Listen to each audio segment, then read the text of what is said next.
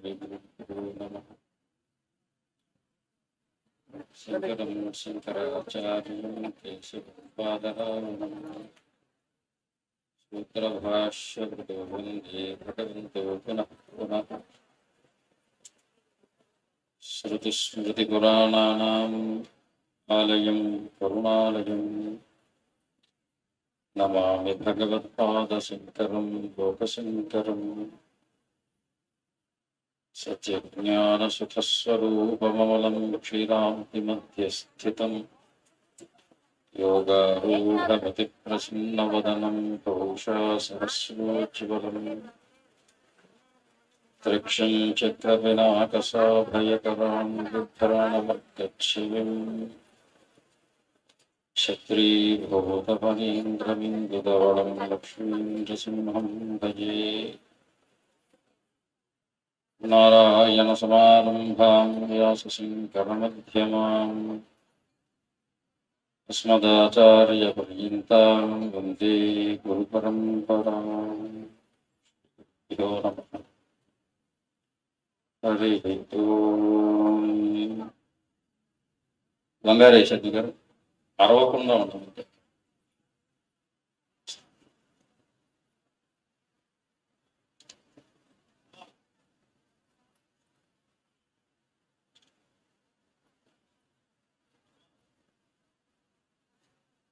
జయ జయ శంకర హర హర శంకర, జయ జయ శంకర హర హర శంకర. అమ్మా శారదే పాహిమాం.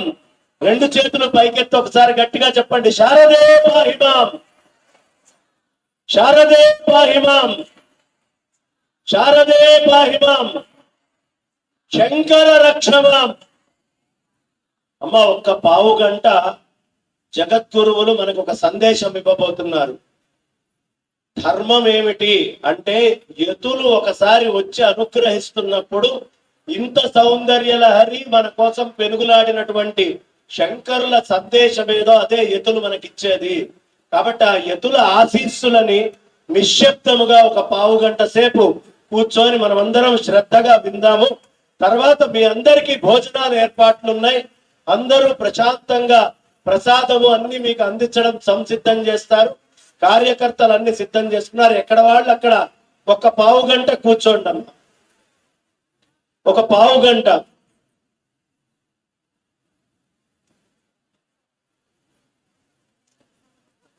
ఈవేళ సౌందర్య లహరి పారాయణ. ఇవాటి రోజుకి అమ్మవారి యొక్క అనుగ్రహం చేత రావటానికి ఒక విశేషమైనటువంటి రోజు ఈవేళ. ఆంగ్లాన్ని మనం అనుసరించకూడదు, కానీ ఆంగ్ల పద్ధతిని అనుసరిస్తే ఈవేళ మదర్స్ డే అంటారు. అంటే స్వాతంత్ర దినోత్సవంలాగా జయంతులు చేసుకుంటున్నట్టుగా ఇవాళ మాతృ జయంతి, అంటే మాతృ శబ్దము యొక్క జయంతి. ఈవేళ జగత్తులో మన అందరికీ లోకమాత అయినటువంటి ఆ త్రిపుర సుందరి అమ్మవారి యొక్క జయంతి ఈవేళ. ఎందుకంటే మాతృశబ్దానికి అంతకంటే నిర్వచనం చెప్పదగినటువంటి మహోన్నత స్థానం మరొకటి లేదు. అంగీకరించినా అంగీకరించకపోయినా ఈవేళ మనం అందరము కూడా మాతృ రుణాన్ని ఎలా తీర్చుకున్నాము అంటే, ఈ సౌందర్య లహరి పారాయణ ద్వారా మనమందరము కూడా అమ్మవారిని ఈవేళ హృదయపూర్వకంగా వాగ్రూపకంగా ప్రకృతిని సౌందర్యం భూయిష్టము చేస్తూ సౌందర్యముతో నింపుతూ ఈవేళ ఈ కార్యక్రమాన్ని మనం అద్భుతంగా ఆనందంగా ఉల్లాసంగా ఈ యొక్క సభను సమాప్తి గావించబోతూ శంకర జయంతి ఉత్సవాలలో ఈవేళ 6వ రోజు 7వ రోజు 7వ రోజు సభలో శంకరుల వారి యొక్క ప్రాశస్త్యాన్ని గత 6 రోజులుగా మహామహా పండితులైనటువంటి వారు అందరూ కూడా చెప్తూనే ఉన్నారు. శంకరుల వారు జగద్గురువులు వారు చేసినటువంటి బోధలు ఏవైతే ఉన్నాయో అవి అనితర సాధ్యములు. అన్ని అందరికీ అర్థం కావాలి అని లేదు, అన్ని అందరూ తెలుసుకునేటువంటి సామర్థ్యము లేదు. కానీ వారు చేసినటువంటి వాంగ్మయ సేవ మనకి ఇచ్చినటువంటి ఒక మహాభాగ్యం. మీరు దేన్ని స్పృశించినా మనం తరించటానికి కావలసినటువంటి మహోన్నత వాంగ్మయాన్ని వారు మనకు అందించారు. అందులో వేదాంత గ్రంథాలు కావచ్చు, ప్రస్థానత్రయ భాష్యాలు కావచ్చు, శివానంద లహరి, సౌందర్య లహరి, పంచరత్న స్తోత్రాలు అనేకాలు. వారు స్పృశించని దేవత లేరు, స్పృశించని పదార్థము లేదు. అందుకే వారి నోటు నుండి ఏవైతే వారి 32 సంవత్సరాల జీవిత ప్రాయములో ఒక భాండాగారముగా నిధిగా తయారయ్యి ఉన్నవో అవి జగత్తులో ఈ పదార్థము నిత్యము, ఈ పదార్థము సత్యము అనేటువంటి దేన్నైతే సూచిస్తూ వేదాంత శాస్త్రము నడుస్తున్నదో ఆ పదార్థముల యొక్క జగత్తత్వ సారాన్నంతా కూడా వారు మనకు అందించారు. అందుకోసం జగద్గురువులైనటువంటి ఆదిశంకర భగవత్పాదులకు మనం కోటి వందనాలు సమర్పిస్తూ, ఇది అందరూ చెప్పినటువంటి సామాన్యమైన మాట.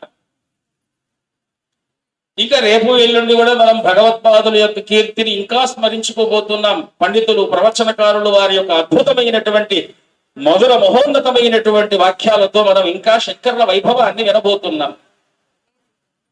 కానీ ఈవేళ స్వామివారిగా శంకర భారతీ స్వామి వారు వేడుతోర్మఠం నుంచి ఇక్కడికి కేవలం ఆంధ్ర ప్రజలను అనుగ్రహించటానికి ఇక్కడికి వచ్చారు. వారిదైనటువంటి వాడితో మనకందరికీ కూడా బలాన్ని, పుష్టిని సమకూర్చారు. సౌందర్య లహరి గురించి అద్భుతమైనటువంటి ప్రసంగం వారు చేస్తూ ఉంటే అమ్మవారి యొక్క ప్రతి సౌందర్యాన్ని మనం ఆస్వాదించటానికి ఇంతకంటే వేరొక ముహూర్తాన్ని ఇంకొకటి లేదు, వేరొక ముహూర్తం ఇంకొకటి లేదు అనిపించేట్టుగా మనకు స్వయం భగవంతుడు తక్కువ ఇచ్చాడు. మరి మేము కూడా వచ్చినందుకు మాకున్నటువంటి సమయంలో మాకు శంకరుల వారి యందు బాగా మానసికంగా వేదాంత తత్వానికి గురి చేసేటువంటి, వేదాంత విచారణకు కారణమయ్యేటువంటి శంకర భగవత్పాదుల యొక్క వాక్యములలో ఏది మాకు మహోన్నతమైనటువంటి వాక్యం ఉన్నదో దాన్ని 2 ముఖాల్లో చెప్పాలి అంతే. 8:30 దాటితే ఎవరు ఇక్కడ ఒక్కరు కూడా ఉండే పరిస్థితి లేదు. ఎందుకంటే ఇప్పటికే చాలా మంది లేచి నిలబడ్డారు. స్వామివారి మైక్ పక్కన పెట్టేస్తే వెళ్ళిపోదామని. పెట్టేస్తాం, 2 నిమిషాల్లో పెట్టేస్తాం. ఎందుకంటే పెద్ద పెద్ద వాక్యాలను దానికి సమన్వయాలు, అర్థాలు పెట్టుకుంటూ పోతే ఈ రోజు మనకు తెగదు కనుక 3 ముక్కలే చెప్తాం. శంకర భగవత్పాదులు ఏమిటి అంటే శంభోర్మూర్తి చరతి భువనే శంకరాచార్య రూప. ఇది దాదాపు ఈ 7 రోజుల్లో మనం విని ఉంటాం. మరి ఈ శంభోర్మూర్తి ఎలాంటి ఆయన అంటే ముక్త్వామౌనం వట విడపినో మూలతో నిష్పతంతి. ఆయన సాధారణంగా ఏమి మాట్లాడ్డట. ఎవరు ఈ శంభోర్మూర్తి చరతి భువనే అంటున్నారు కదా, ఈయన మాట్లాడ్డట. ఏమి ఆయన భూలోకంలోకి వచ్చి మాట్లాడటం మొదలు పెట్టాడట. ఏం మాట్లాడుతున్నాడు అంటే ఆయన అష్టవర్షే చతుర్వేది ద్వాదశే సర్వశాస్త్రవిద్ అని మనకు పురాణాలు చెప్తున్నట్టుగా, శంకర విజయ గ్రంథం చెప్తున్నట్టుగా సకల శాస్త్ర ఇతిహాస పురాణముల యొక్క సారభూతమైనటువంటి ఆత్మవిద్యను వారు ఉపదేశం చెయ్యటానికి ఈ లోకానికి వచ్చి ఆత్మవిద్యను ఉపదేశం చేస్తూ ఉన్నారట. ఎవరిని ఉద్ధరించటానికి ఈ ఆత్మ విద్యను ఉపదేశం చేస్తున్నారు అంటే అజ్ఞానాంతర్గహణపతితాన్. ఎవరైతే అజ్ఞానము చేత ఈ లోకంలో ఉండేటువంటి సంసారం అనేటువంటి ఏ విషయములలో చిక్కుకుపోయి సందిగ్ధంగా ఉన్నటువంటి ద్వైతీభావ స్థితి నుంచి బయట రావాలి అని ప్రయత్నం చేసేటువంటి వారికి ఈ వాక్యములన్నీ కూడాను వారి యొక్క అమృత వాక్కులు ఇవన్నీ మనల్ని పైకి లాగేటువంటివి. అందుకే వారు ఒక మాట అన్నారు, ఈ బ్రహ్మ వేదాంతములన్నీ కూడా అంత సూక్ష్మంగా ప్రతి ఒక్కరూ పట్టుకోలేరు కనుక ఈ వేదాంత శాస్త్రాన్ని మామూలుగా సాధారణంగా ప్రజలకు కావలసినటువంటి వారికి ఇష్టదేవతా రూపాల్లో వాటిని ఇమిడ్చి వాళ్ళ చేత పారాయణ చేయిస్తే ఎంత బాగుంటుంది. అందుకే స్వామివారు రాసినటువంటి ప్రతి దేవతా శ్లోకాల్లో వేదాంత తత్వం పరిపూర్ణంగా దాగి ఉన్నది. మేము నిజంగా ఈవేళ నృసింహ పంచరత్న స్తోత్రానికి అర్థం చెప్తాము అని వచ్చాం. కానీ పంచరత్నాలు మిగిలితే మనకు రత్నాలు దొక్కేటట్టుగా లేవు ప్రస్తుత పరిస్థితి. కానీ అందులో ఒక రత్నాల్లో ఒక చిన్న భాగాన్ని మనం తలుచుకుంటే చిట్ట చివరిగా ఫలశ్రుతిలో స్వప్నే దృష్టం సకలం హి వృష జాగ్రత్త చ స్మర తద్వదితి. నాయనలారా, ఏదైతే మనం స్వప్నంలో చూసి నిద్రలేవగానే ఇదంతా కూడా మృష అంటే భ్రాంతిగా అసత్యముగా భావన మాత్రం సత్యమే గాని యథార్థమైతే కాదు. జాగ్రత్త స్మర తద్వదితి. మీరు నిజంగా ఇప్పుడు మనం ఇక్కడ చూస్తున్నటువంటి ఏ శబ్దధ్వని చేత మీరు చేస్తున్నటువంటి పారాయణలు ఏవైతే ఉన్నాయో ఆ శబ్దము చేత వెలువడినటువంటి ఒక మహాశక్తి మాత్రమే సత్యం. కానీ మిగిలినటువంటివన్నీ కూడా నశ్వరాములు. ఎందుకంటే ఇప్పుడు అందరూ 10 నిమిషాల్లో ఖాళీ చేసేస్తారు. ఈ సభ ఒక అరగంట 30 గంట తర్వాత మౌనం అయిపోతుంది. మళ్ళీ రేపు తెల్లవారితో కానీ దీనికి మళ్ళీ ఆ పరిపూర్ణమైనటువంటి ఆ శంకర తేజస్సులు పొందలేదు. 4 రోజుల తర్వాత మళ్ళీ ఏముండదు ఇక్కడ. జాగ్రత్త స్మర తద్వతిథి. జాగ్రత్తలో కూడా మీరు ఏది చూస్తున్నారో అది కూడా స్వప్నంలో మీరు దేన్ని చూస్తున్నారో మృషగా అనుకుంటున్నారో జాగ్రత్తలో కూడా అటువంటిదేనట. అందుకే ఆయన చిట్ట చివరిగా ఒక మాట అన్నారు. ఏమిటి అంటే భజగోవిందమని చెబుతూ వారు ఇంకొక భజ శబ్దముతో ఉపయోగించినటువంటి శ్లోక రచన ఈ యొక్క నృసింహ పంచరత్న శ్లోక రచన. చేతో భృంగ భ్రమసి వృధ భవ మరుభూమౌ విరసాయాం. చూడండి ఎంత అద్భుతమైనటువంటి శ్లోకము. మనస్సుని వారు భ్రమరంగా సంకల్పనం చేస్తూ చేతో భృంగ భ్రమసి వృధ, ఓ మనస్సు అనేటువంటి భ్రమరమా, నువ్వు ఈ యొక్క మరుభూమి అంటే వాస్తవానికి ఉన్నట్టుగా కనిపిస్తున్నటువంటి లేనిది ఏదైతే ఉన్నదో దాని యందు నువ్వు రసము కోసం తిరుగుతున్నావు. అంటే మధు, ఆ భ్రమరానికి కావలసిన రసం తేనె. అటువంటి తేనె నీకు ఈ యొక్క భవ మరుభూము విరసాయాం, మరుభూమిలాగా ఉన్నటువంటి ఈ భవ సంసార సాగరంలో నీకు దొరకదమ్మా. అందుకు భజ భజ లక్ష్మీ నరసింహ నఖ పద సరసిజ మకరందం. ఎందుకంటే మాకు ఇష్టమైనటువంటి మేము నిత్య ఉపాసన చేసేటువంటి ఇప్పుడు ప్రస్తుతానికి ఉగాది సమారభ్య ఈ నృసింహ జయంతి పర్యంతము నృసింహానుష్ఠానంలో లక్షానుష్ఠానంలో ఉంటూ నిరంతరము అదే స్మరణ చేస్తున్నాము. కనుక ఈ సందర్భంలో స్వామివారు పలికినటువంటి ఆ యొక్క అద్భుతమైనటువంటి నృసింహ సందర్భంగా వారు ఇచ్చినటువంటి రత్నంలో ఈ యొక్క రత్నాన్ని మన మనస్సు అనేటువంటి భ్రమరము నిరంతరము మరుభూమిలో ఉన్నటువంటి ఈ భవసాగరములో నిస్సారమైనటువంటి మకరందము కోసం వెళుతూనే ఉంటుంది. మరి మీకు దొరుకుతున్నదా మకరందం? చెప్పండి. మకరందం అంటే ఏమిటి? మనస్సుకు పుష్టి. మకరందం అంటే మధువు. ఈ మధువు యొక్క వాస్తవిక రూపం ఏమిటి అంటే సూర్యకిరణములు. మనం ఫోటోసింథసిస్ అంటూ ఉంటాం. చెట్లన్నీ కూడా సూర్యకిరణములు తీసుకుంటాయి. ఆ చెట్లలో ఉన్నటువంటి సూర్యకిరణములను అన్ని కూడా మధువుగా మారి ఆ పుష్పములందు ప్రకాశిస్తూ ఉంటాయి. ఈ భ్రమరం ఏం చేస్తుందంటే వెళ్ళి ఆ మకరందాన్ని గురవుతుంది, అంటే మకరందాన్ని స్వీకరిస్తుంది. అటువంటి భ్రమరం ఏం చేస్తున్నది అంటే మకరందం కోసము మరుభూములైనటువంటి ఎడారులో పూల కోసం వెతుకుతున్నది. మన పరిస్థితి కూడా ప్రస్తుతానికి భవసాగరంలో వెతికేటువంటి మకరందం మనకు కావాల్సింది కాదు. కానీ మనకు లోపల పెరుగుతున్నటువంటి బ్రహ్మ జిజ్ఞాస తాపత్రయం ఏదైతే ఉన్నదో దానికి మనస్సుకు వచ్చేటప్పటికి అర్థాలు మారిపోయి సాంసారిక జిజ్ఞాస తాపత్రయంగా మారిపోతుంది. అంటే లోపల తపన ఒకటి ఆధ్యాత్మికం, అది భౌతికానికి వచ్చేటప్పటికి విషయ వ్యామోహాలుగా మారిపోతుంది. మరి ఈ విషయ వ్యామోహ సమస్తమైనటువంటి మరుభూమి నుంచి తప్పించుకొని మనం నిజమైనటువంటి మకరందాన్ని ఎక్కడ వెతకాలి అంటే భవ భజ భజ లక్ష్మీ నరసింహ నఖ పద సరసిష కరంతం.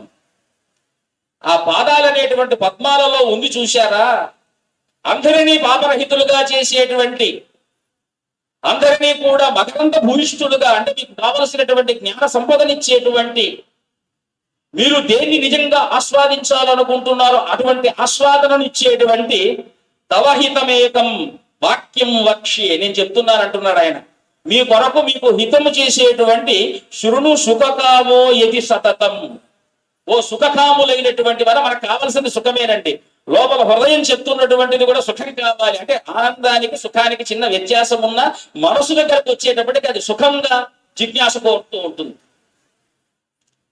కానీ నిజమైనటువంటి సుఖము, నిజమైనటువంటి ఆనందము, శరీరం ఇచ్చేటువంటి సుఖము ఆత్మానందాన్ని ఇవ్వలేదు. మరి ఆనందాన్ని పొందాలి అంటే దేన్ని పొందాలి అంటే సుఖము ఉంటేనే ఆనందం. మరి ఈ సుఖం ఎక్కడ దొరుకుతున్నది అంటే శృణు సుఖకాము యది సతతం. నువ్వు నిజంగా సుఖకాముడైతే తవహిత వచనం వక్షే, నేను చెప్తున్నటువంటి వచనాన్ని, నీ కొరకు చెప్పేటువంటి వచనాన్ని నువ్వు శ్రద్ధగా వినవయ్యా. శృణు సుఖకాము యది సతతం, నిరంతరము నువ్వు సుఖాన్ని కోరుకున్నవాడైతే భజ భజ లక్ష్మీ నరసింహ నఘ పద సరసిజ మకరంతం. కనుక మీరేం చెయ్యాలి అంటే ఇంకో మాట కూడా చెప్పారు, భజ గోవిందం భజ గోవిందం గోవిందం భజ మూఢమతే అన్నారు.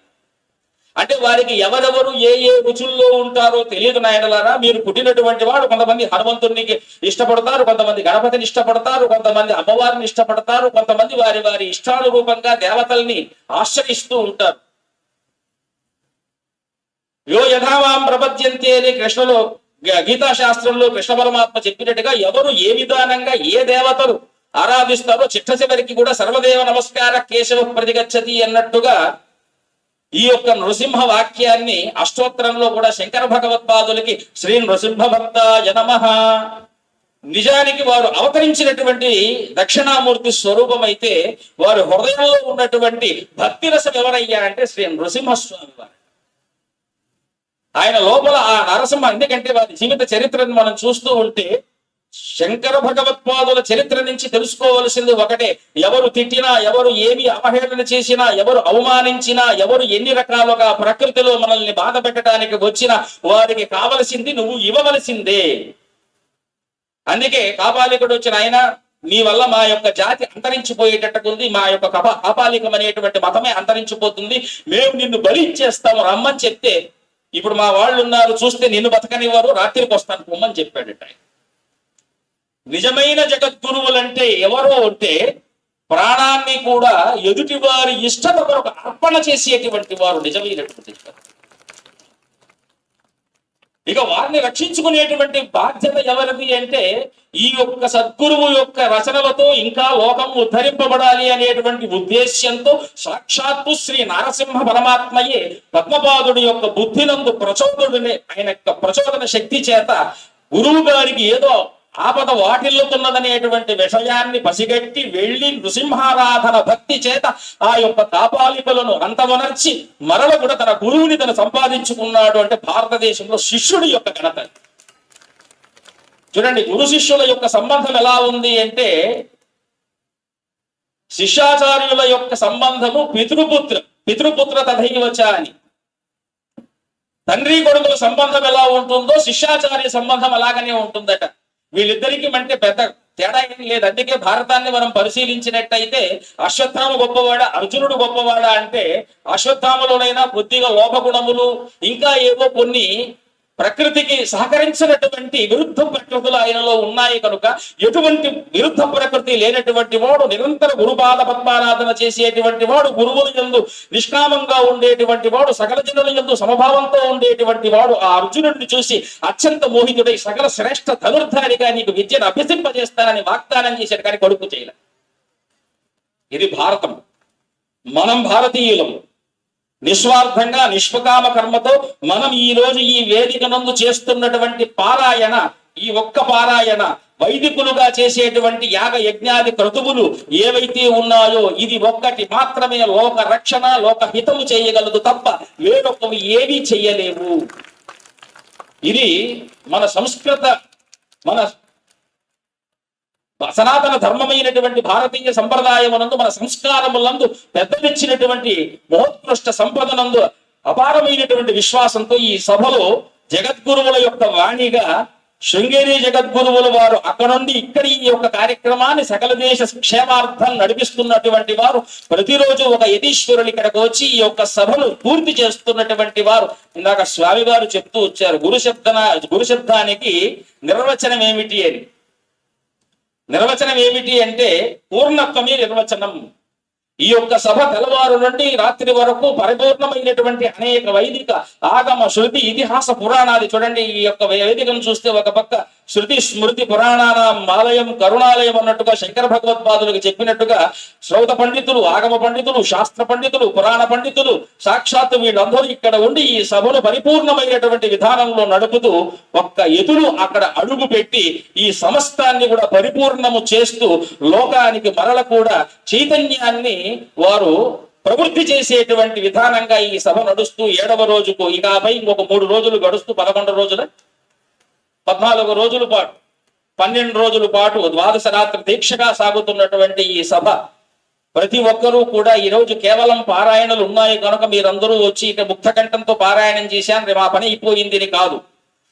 జనహితార్థము చేస్తున్నటువంటి సార్వజనికంగా సర్వజన హితార్థంగా చేస్తున్నటువంటి ఈ యొక్క సభ ప్రతినిత్యము మీరు ఇలాగనే వచ్చి పరిపూర్ణంగా ఆ యొక్క సభను అనుభవిస్తూ ఆస్వాదిస్తూ జ్ఞానాన్ని పొందుతూ ఈ 12 రోజులు గడిపేటువంటిది దివ్యము భవ్యము అత్యద్భుతము. నిజానికి చెప్పాలి అంటే అదే అమృతం. దీన్ని కానటువంటి అమృతము ఈ యొక్క 12 రోజుల ప్రాంగణము బయట మీకు ఏది దొరకదు. కనుక ఆ అద్భుతమైనటువంటి అమృత ఆస్వాదనతో లోకంలో అందరూ కూడా స్పర్ధలు వీడి సామరస్యంగా ఉండాలి, రోగ భయాలు పోవాలి. శంకర భగవత్పాదులు మనకి ఇచ్చినట్టుగా మా గురు జనధన యవ్వన గర్వం హరిత నిమేషకాల సర్వం భజ గోవిందం అన్నట్టుగా అందరూ కూడా గోవిందనామ స్మరణతో మీ ఇష్టదేవత సాక్షాత్కారమైనటువంటి దివ్య జ్ఞానముతో, ఎందుకంటే వాళ్ళందరూ మనసులో సాక్షాత్కరిస్తారు కానీ కలియుగంలో ప్రత్యక్షంగా సాక్షాత్కరించరు. మనసులో సాక్షాత్కరించుకోవాలి అంటే ఎప్పుడు వారు మనస్సులో మనకి ఎప్పుడు సాక్షాత్భూతులై ఉంటారు. కనుక ఎప్పుడు మీ ఇష్టదేవత సందర్శనంతో శాంతులై జ్ఞానవంతులై ధర్మ జిజ్ఞాస కలిగి లోకా సమస్త సుఖినో భవంతు అన్నట్టుగా అందరూ ప్రవర్తిస్తూ జగద్గురువుల యొక్క వాక్యాలను జయపరుస్తారని ఆశిస్తూ స్వస్తి ప్రజాభ్య పరిపాలయంతా న్యాయేన మార్గేణ మహిమహేష గోబ్రాహ్మణేభ్య శుభమస్తు నిత్యం లోకా సమస్తా సుఖినో భవంతు. ఆలస్యమైంటే ఏమనుకోకండి. చెప్పవలసినటువంటి వాక్యాలలో 10% కూడా చెప్పలేదు. కాకపోతే స్పీడుగా చెప్పవలసి వచ్చింది. అందరూ నిల్చుకొని ఉన్నారు కాబట్టి వాళ్ళ ఉద్వేగం పెరిగింది. అందుకే వేదం కూడా చెప్తుంది నిల్చుకొని తినకూడదు, నిల్చుకొని వినకూడదు అని. ఎందుకంటే అవి ఏవి మనకు నిలవు, చెప్పేటువంటి వాళ్ళకు కూడా రావాలి. అందుకు అందరూ నిలబడుకున్నారు కనుక రేపటి నుంచి కూర్చొని వింటారని మేము ఆశిస్తున్నాం.